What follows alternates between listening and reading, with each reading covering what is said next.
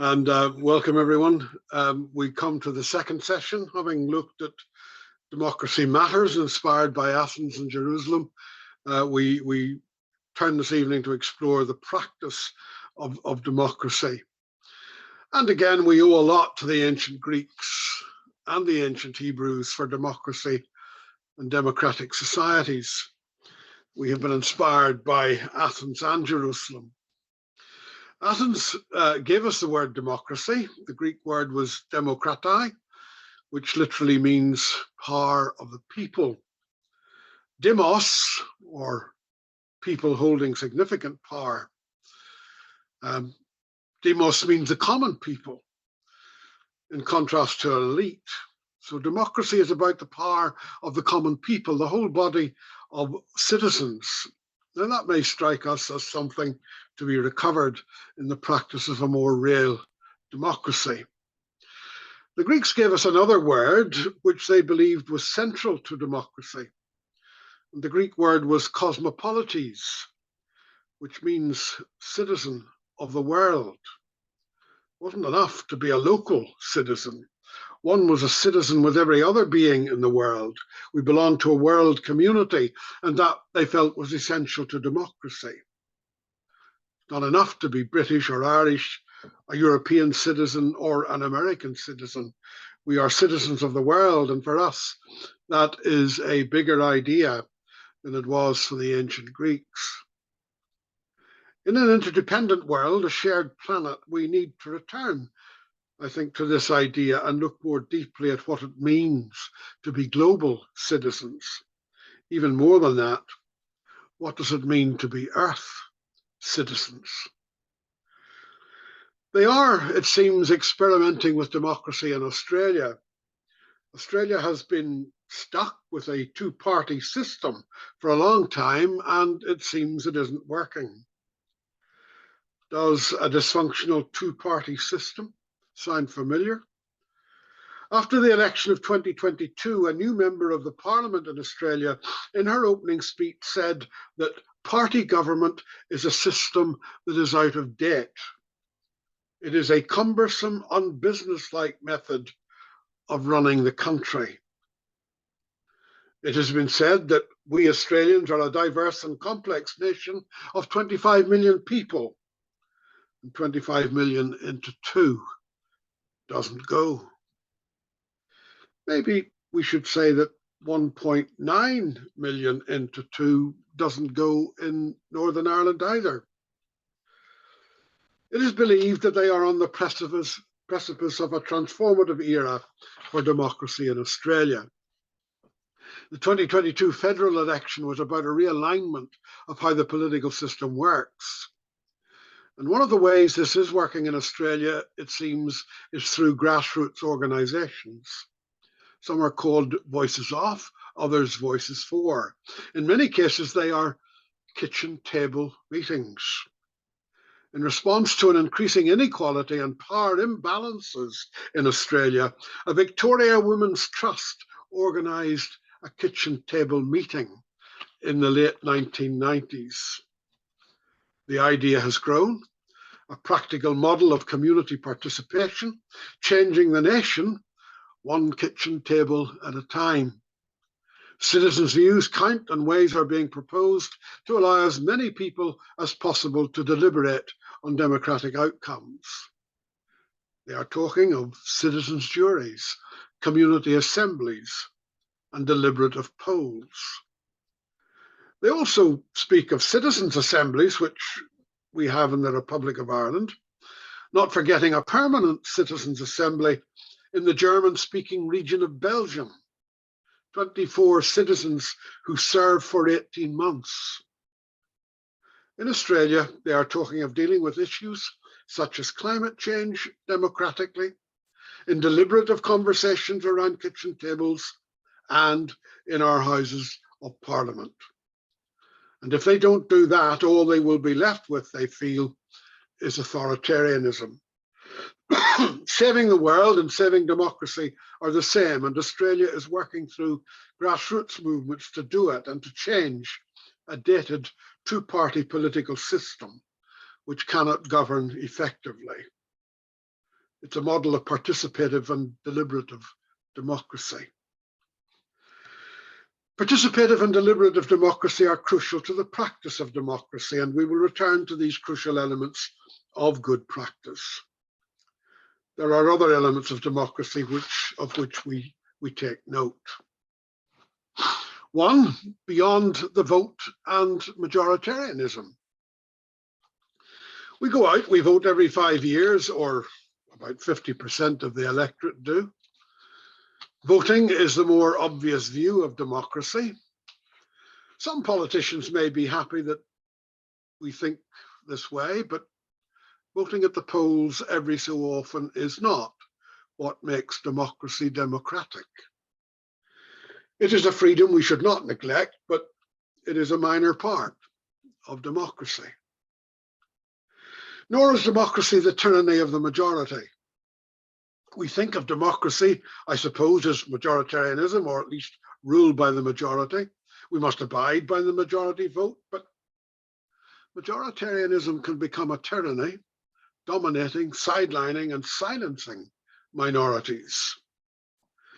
Brexit, a major constitutional issue, was decided by the large English majority, ignoring the Scottish and Northern Irish votes to remain, coming out of very different contexts and needs, which didn't seem to matter to the majority English voters.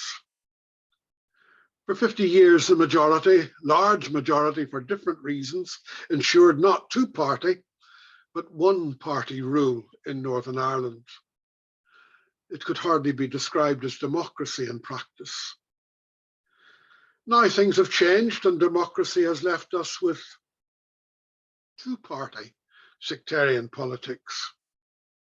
But maybe like Australia, change is in process.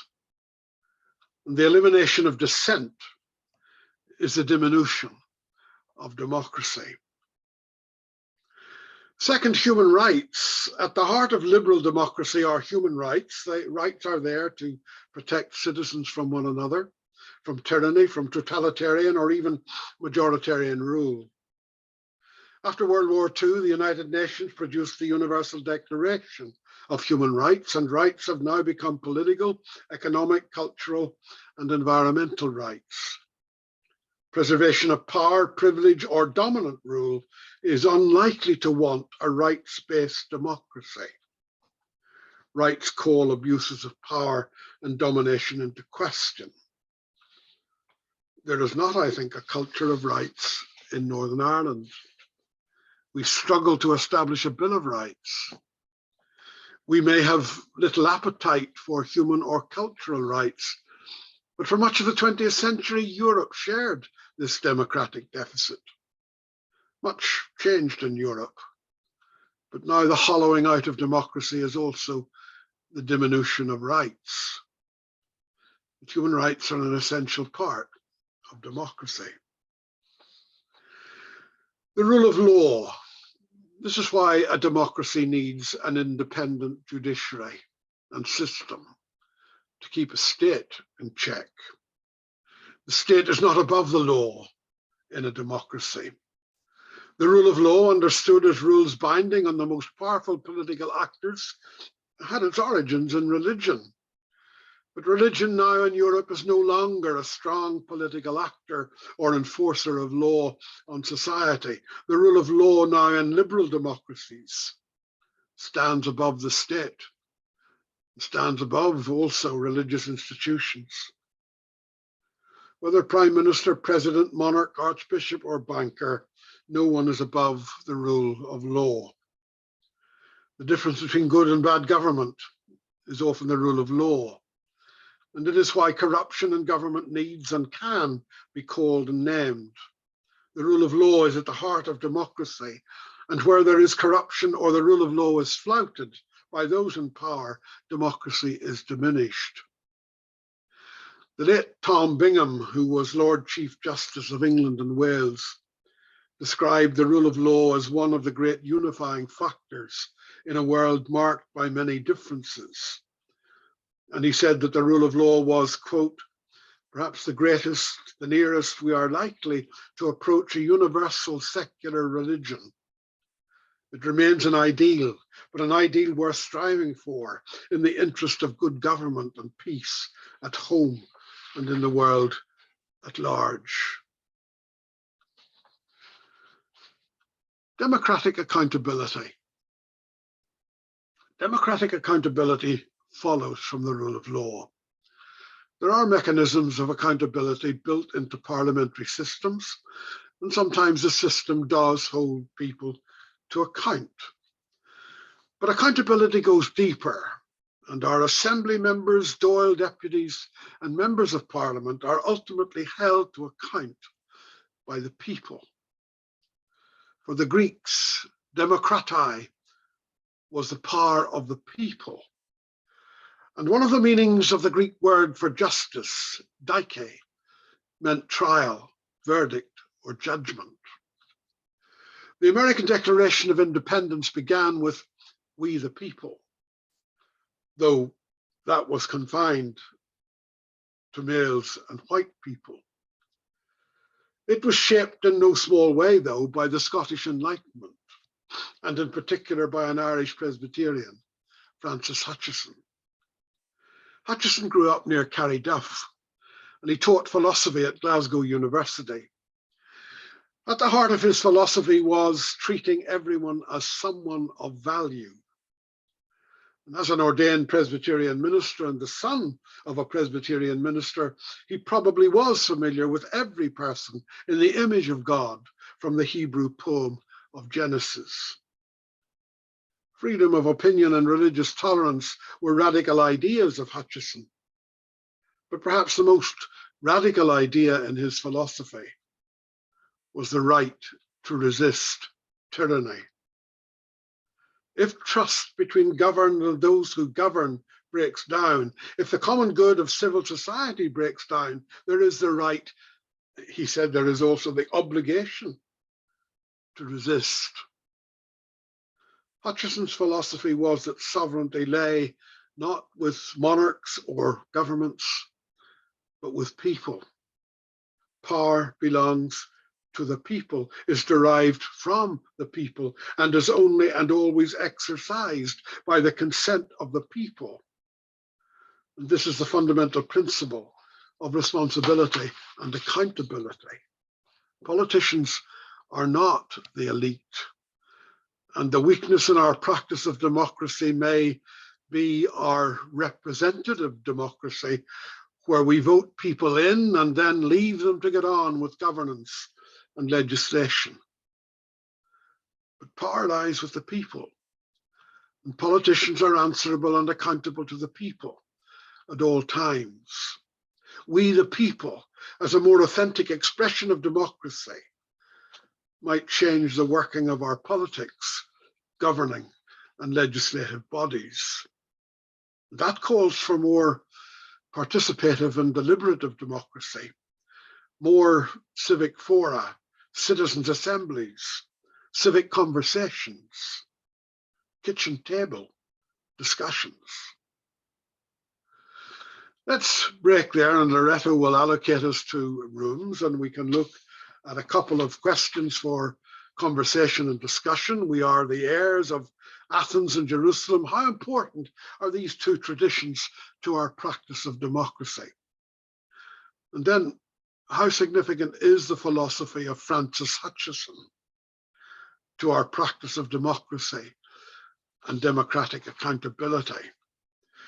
So enjoy 20 minutes of conversation and discussion, and then we'll come back and move to a second part.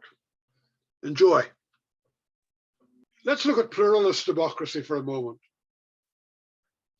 Democracy is pluralist. It's about the many, not the few.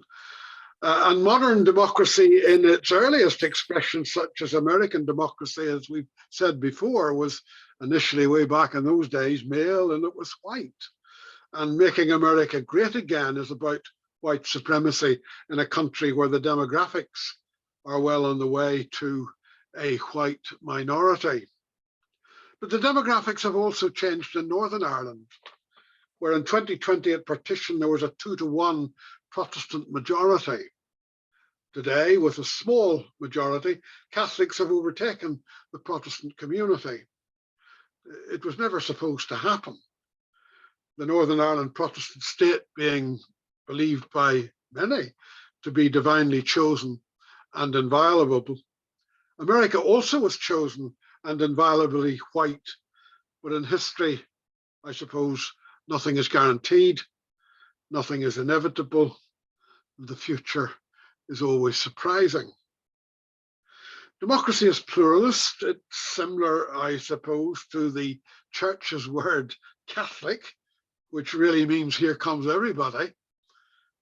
Democracy is inclusive of everybody. Voting rights have expanded, and the rights of women, workers, indigenous peoples, and formerly marginalized and excluded groups are being accepted and implemented. And pluralist societies are now norm in many places, more pluralist than ever in a globalized world. Pluralism is a fact of life, constitutive of life in the universe. It's core to democracy and the practice of democracy. But until now, Northern Ireland has lived, shall we say, in binary captivity. Two traditions, Catholic Protestant, nationalist unionist. And sectarian politics has created narrow binary identities, and yet the reality is deeper and more complex. There always were varieties of Protestantism and varieties of Catholicism, and more than one way of being unionist or nationalist. But history and sectarianism and an ever new constitutional insecurity squeezed people into narrow binaries. To question, to challenge, dissent was to be in an uncomfortable place. We might say pluralist democracy never really worked and could never be allowed to work. Things perhaps are changing. Demographics are changing. And for many, the sense of identity is changing. Perhaps Northern Ireland is in transition. More and more are coming out of the binaries, rejecting them, and are forging a transformative democracy. There's a long way to go. Much of this process is enhanced by growing ethnic minorities who are present but have not yet found their voice, find it difficult to have a voice and difficult to identify with our sectarian politics. But this too will change. In a pluralist democracy, all are equal before the law and equal in dignity and worth. And multiple cultural identities and religious and political identities are all entitled to vote and all entitled to their human rights and to their diverse but equal voices in society. In a pluralist democracy, there are no privileged, exceptional, or superior voices. All are entitled to be heard, however uncomfortable some voices may be. And in a pluralist democracy, political legislators legislate for a pluralist society and not for narrow party ideological interests or a single religious interest. A pluralist democracy is not sectarian, racist, and certainly not a theocracy. Pluralist democracy is a huge challenge, but without pluralist democracy, there may be no democracy or democratic practice. Let's take a look at something we've already mentioned, participatory democracy. Pluralist democracy, where all count and matter, is also participative democracy. We are, again, I suppose, more familiar with representative democracy, where we elect politicians to represent us and to legislate, we hope, for the common good. Representative democracy and the party politics, or two-party politics that go along with it, is not working. It's not an effective, as the new Member of Parliament said in Canberra, it's not an effective or business-like way to run a country. Back in 1863, Abraham Lincoln articulated a form of democracy beyond the representative. Democracy, he said, is rule of the people, by the people, for the people. Now, it's difficult to know if the US has ever had that kind of democracy. What the sovereignty of the people means and how it is structured is still contested, because perhaps elected politicians in the US or Northern Ireland are not very keen on demos, the power of the people. The Good Friday Agreement, Belfast Agreement, gave us a civic forum, which the politicians killed off soon after 1998. But representative democracy is not good enough. Been put this way, participative democracy reminds us of the necessity of the involvement of the people as a whole in the democratic process, and of the importance of what we call civil society. The civil society is key to participatory democracy. The people as a whole form civil society, and a disempowered or weak civil society is bad for democracy. We might ask, historically, has Northern Ireland had a disempowered civil society?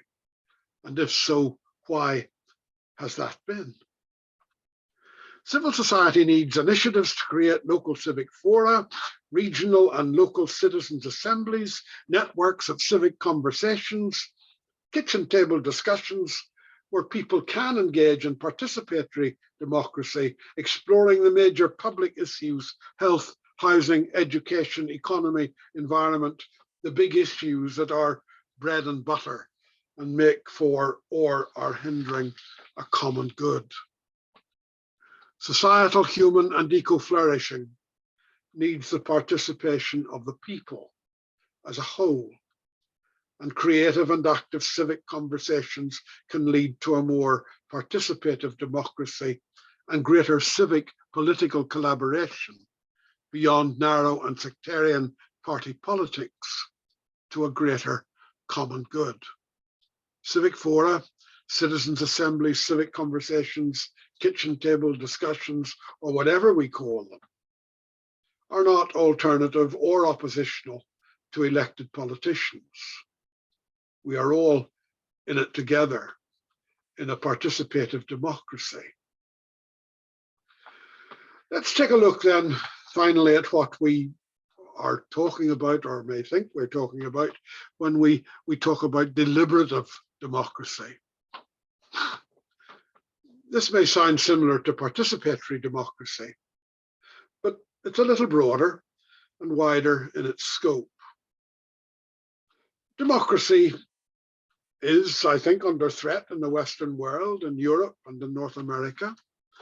There is a diminished democracy and pervasive economic inequality. There is the rise of political populism, anti-democratic, anti-pluralist, and a threat to freedom. The core values of democracy are justice, human rights, and freedom. Question is, how can we deepen participatory democracy and realize economic and social justice, and where all can live in responsible freedom? Well, deliberative democracy perhaps is a way to realize this. It is democratic deliberation and dialogue. It requires mechanisms and structures across the intercultural realities of society. It was a small example, but some of us were involved for a decade and maybe more, at least, in Christian-Muslim dialogue in Northern Ireland. The Muslims were from the Turkish community in Northern Ireland, and our thoughts are with that community at a very difficult and devastating time with these earthquakes in Turkey and Syria. But we did this through dialogue breakfasts, which lasted for 3 hours on a Saturday morning, exploring religious, socio-political issues. And the Muslim community organized dialogue dinners, large events which brought together, amazingly, political representatives, religious representatives, key public figures to sit at round tables, hear some input from a speaker, and engage in conversations, often wherever conversations led. Those dialogue dinners in themselves, I think, challenged the binaries. People encountered each other beyond the binaries, met each other as human persons, and talked about human issues. No one said it, but here was deliberative democracy at work. We all belonged to the community, met as equals, and had equal voice in deliberation on life together. Well, we need more, and we need to go wider.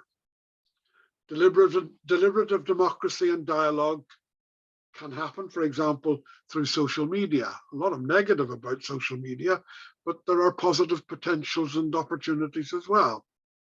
And it is true that there are people in social media with no interest in democracy or dialogue. They're angry, fearful people who are only dealing in abuse and hate. But social media can also be a platform for deliberative democracy. And the deliberation and the dialogue can go on across borders, transnational, regional, and global. We need democratic networks across borders, boundaries, and traditions, cultural and religious. And we need to realize in all of this that absolute national sovereignty has long gone, and attempts to recover it in today's globalized and interdependent world are perhaps delusional and often a harking back to some golden age, more than often imaginary. If we are to deepen democracy, then it is, as Carol Gould has put it, founded upon people's freedom as individuals in relations and on their need for common or cooperative activities, as well as on the requirement for having their say when decisions importantly affect them, especially as regards their human rights.